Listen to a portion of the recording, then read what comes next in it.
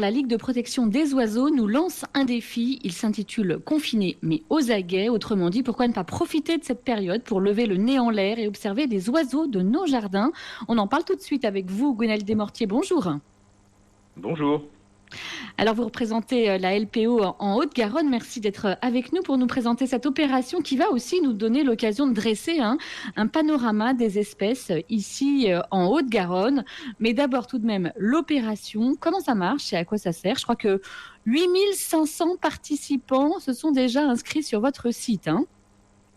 Tout à fait. Le programme Confiné mais aux aguets est un programme de sciences participatives qui a été lancé par la LPO. Et la LPO a jugé que c'était une opportunité au niveau du confinement pour que les particuliers puissent apprendre plus sur les oiseaux qui viennent fréquenter les jardins. Et oui. C'est une occasion de prêter attention aux oiseaux et d'apprendre à les connaître et à les identifier, de se reconnecter un peu avec la nature également. Mmh. Et alors, comment ça marche? C'est quoi le principe? Alors, le principe, c'est pour toutes les personnes qui souhaitent y participer, de passer du temps, de passer une dizaine de minutes dans son jardin à comptabiliser et identifier les oiseaux qui viennent se poser dans leur jardin. Et ensuite, de rentrer ces données sur un site qui s'appelle oiseaudesjardins.fr, tout attaché. Et donc, de participer par ces informations à donner des informations sur la façon dont les oiseaux viennent dans les jardins, à quantifier ces informations, participer avec les scientifiques, puisque ce site oiseaudesjardins.fr est co-administré par la LPO et par le Muséum d'histoire naturelle. Ça va donner des informations sur les espèces qui viennent fréquenter les jardins. Ça donne également des informations sur les oiseaux migrateurs, leur progression au niveau national, puisque c'est une enquête qui est faite au niveau national. Ce site Oiseaux des Jardins est c'est un outil qui est en place déjà depuis plusieurs années et qui est adapté en fait pour l'opération Confiné mais aux aguets, puisque on considère que cette opération pendant le confinement, c'est une grande opportunité pour avoir davantage d'informations. Et davantage de personnes à participer. Alors, je vois que 150 000, un peu plus de 150 000 données ont été enregistrées depuis le 17 mars. 377 000 oiseaux ont été observés. Alors moi, Gwenaël Desmortiers, j'ai un souci, c'est que je voudrais vraiment bien participer à votre opération. En revanche, je suis incapable de reconnaître un oiseau d'un autre, ou en tout cas, si je le reconnais qu'il est plutôt jaune ou plutôt rouge, je ne sais pas mettre un nom dessus. Comment vous m'y aidez? Sur le site justement oiseaudesjardins.fr, on peut retrouver des informations et en particulier des fiches d'identification des espèces avec des descriptions, avec des dessins, des photos, voire également avec des enregistrements sonores pour les chants. Et donc, d'accord, ah oui, c'est vrai. Ces informations permettent d'identifier plus facilement les oiseaux. Et en cas de doute ou au cas où il y aurait des espèces observées qui ne figureraient pas sur les informations du site, il y a également une adresse oiseaudesjardins.lpo.fr qui permet d'échanger avec des personnes pour permettre d'identifier d'autres espèces qui ne figureraient pas sur celle du site. Alors sur votre site justement oiseaudesjardins.fr, on va le redonner plusieurs fois, et il est bien spécifié que ce sont les oiseaux qui utilisent le jardin et non ceux qui le survolent. Tout à fait. En particulier pour toutes les espèces de passereaux, donc les petites espèces, les espèces qui sont comptabilisées, ce sont bien celles qui se posent dans le jardin. Après, pour certaines espèces, comme éventuellement des rapaces ou les hirondelles qui viendraient à survoler, ces données sont aussi prises en compte puisque ils ne vont pas nécessairement se poser, toutes ces espèces-là ne vont pas nécessairement se poser dans votre jardin. Est-ce qu'il faut les observer toujours à la même heure, ces oiseaux? Pas nécessairement, c'est une dizaine de minutes dans la journée. Alors c'est plus facile en début de journée ou en fin de journée parce que les oiseaux sont plus actifs, mais ça peut être fait à n'importe quel moment de la journée. Et alors, vous nous avez dit, et ça nous permet de nous occuper, hein, confinés mais aux aguets, on le comprend, ça permet aussi, on l'imagine, aux plus jeunes, aux enfants, de se familiariser avec les différentes espèces. J'imagine que vous y avez aussi un intérêt, suivre l'évolution des oiseaux, en faire une sorte de recensement. Ça sert à quoi? Est-ce que vous allez faire des données? Alors, ça sert à avoir une idée des populations, une évaluation des populations.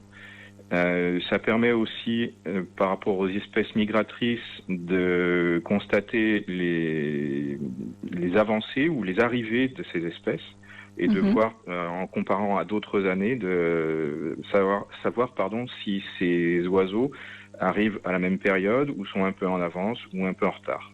D'accord. Et alors justement, on va faire un panorama, hein. Vous êtes le représentant de la LPO en Haute-Garonne. On va s'attarder se concentrer sur ce département. Qu'est-ce qu'on observe dans nos jardins en Haute-Garonne? Alors, les espèces les plus communes observées, ça va être le moineau domestique, le merle noir, les mésanges charbonnières et mésanges bleus, bien entendu. Ça va aussi être le pinson.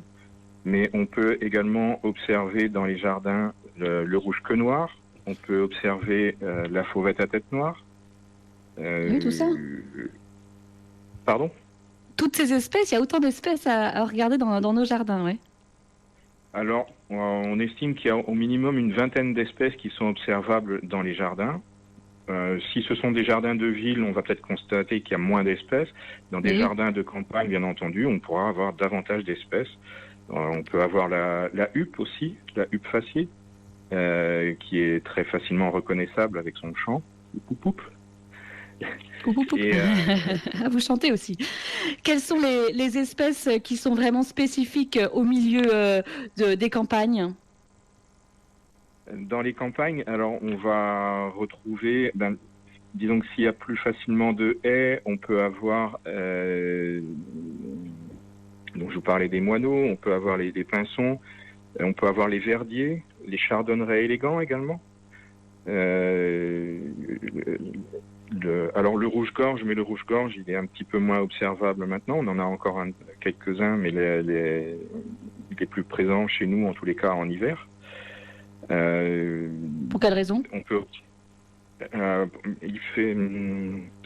C'est ce qu'on appelle un migrateur partiel, c'est-à-dire qu'on va avoir une partie de la population qui va être présente toute l'année chez nous, mais on va bénéficier pendant l'hiver d'oiseaux qui vont descendre de pays d'un peu plus au nord et qui vont venir passer l'hiver chez nous. Donc on a l'impression que les populations sont plus importantes, en tous les cas en hiver chez nous, qu'en ce moment. Et alors, je me suis laissé dire également qu'il y avait des espèces plus insolites. J'imagine que ce sont des espèces qui ont été introduites par l'homme, plus ou moins malencontreusement. Les perruches à collier, on en verrait au bord de la Garonne. Alors, tout à fait. La perruche à collier est donc une espèce qui a été introduite, en effet, qui est un échappé, mais qui s'est très bien adapté à nos contrées. Et sur l'agglomération toulousaine, en effet, on va retrouver des perruches à collier qui vont s'installer dans des arbres, dans des creux d'arbres, dans l'agglomération. Et qui arrivent à s'adapter. Et qui s'adaptent tout à fait, qui se reproduisent depuis plusieurs années maintenant sur l'agglomération toulousaine. Et alors, comment la population de ces oiseaux, ceux qui sont les plus représentés dans nos jardins, évolue? On entend souvent dire qu'il y a moins d'hirondelles, par exemple. Qu'est-ce que vous observez à partir des recensements que vous faites et que vous invitez les Français à faire à travers cette opération confinée mais aux aguets, en termes de mouvement de population?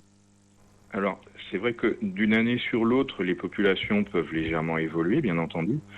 Sur du plus long terme, on va avoir certaines espèces pour lesquelles les populations, en effet, semblent sensiblement en baisse. Vous avez parlé des hirondelles tout à l'heure. En effet, que ce soit les hirondelles de fenêtre ou les hirondelles rustiques, les populations semblent baisser sérieusement, en France en particulier et dans la Haute-Garonne également. On a une raison à ça ? Alors, il peut y avoir plusieurs raisons. Ça peut être par rapport à l'alimentation. Le fait les hirondelles sont des insectivores, et donc ça peut être le fait de trouver moins d'insectes, en particulier dans la campagne, sur des lieux d'agriculture intensive. Ça peut être également par la destruction de leur nid. À des nids. Simplement. Ah oui. Alors, soit la destruction volontaire ou la destruction involontaire, la baisse d'endroits, de lieux où les oiseaux peuvent nicher. C'est pas une espèce protégée, l'hirondelle? Alors, les hirondelles, bien entendu, sont des espèces protégées. La quasi-totalité des oiseaux sont protégés, seules quelques espèces ne le sont pas. Quelques espèces sont chassables, mais sinon, la plupart des espèces d'oiseaux sont protégées, en effet. Et je crois même que détruire un nid d'hirondelle peut exposer son auteur à quelques problèmes avec la justice, hein, d'ailleurs. Tout à fait. À partir du moment où les espèces sont dites protégées, il est interdit d'une part de les tuer, bien entendu, mais il est également interdit de détruire les nids, de détruire des œufs, voire même de collecter des œufs. Et donc la destruction des nids en particulier est sanctionnable en droit français, tout à fait. Alors ça, c'était les populations, les espèces dont les effectifs peuvent être en baisse. Est-ce qu'à l'inverse, on observe un plus gros contingent de certaines espèces chez nous, ici en Haute-Garonne, dans nos jardins? Des effectifs qui montent? Alors, les mésanges bleus et les mésanges charbonnières se portent relativement bien, on va dire, puisque il est très facile de poser des nichoirs, en particulier dans les jardins, ce qui va favoriser l'implantation de ces espèces. Donc, ce sont deux espèces en particulier qui se portent relativement bien par rapport à certaines autres. Alors, vous parlez de nichoirs. Me vient une question par rapport à l'opération confinée mais aux aguets dont on parlait et que vous lancez en ce moment, hein, pour profiter, je le rappelle, à l'endroit de ceux qui nous rejoindraient, profiter de ce confinement pour observer les oiseaux. Nichoirs, graines, on n'en met pas dans les jardins pour attirer les oiseaux, hein, on est d'accord? Alors, les nichoirs et les graines, ce sont deux choses différentes. Ouais. Les nichoirs, c'est pour le gîte, pour la reproduction. Donc, on peut favoriser la présence des oiseaux dans les jardins par la pose de nichoirs. Ça peut être une aide s'il manque des endroits pour les oiseaux pour s'installer. Il manque de cavité en particulier pour certaines espèces. Donc, la pose de nichoirs peut être faite. Par contre, le nourrissage des oiseaux, en ce moment, n'est plus du tout utile. Le nourrissage des oiseaux ne peut être utile qu'en hiver et en particulier lorsqu'il fait très froid, où ça peut être un support supplémentaire pour les oiseaux qui vont griller en quelque sorte les calories et davantage de calories qui vont avoir plus de difficultés pour trouver leur nourriture. Mais en cette saison, le nourrissage des oiseaux n'est plus du tout utile. Au contraire, même autant les oiseaux qui viennent dans les jardins peuvent chercher des graines en hiver, autant la plupart vont chercher maintenant à se nourrir avec des insectes, et en particulier pour nourrir les jeunes, ce qui va être beaucoup plus favorable pour la croissance des jeunes. Et oui, un grand merci.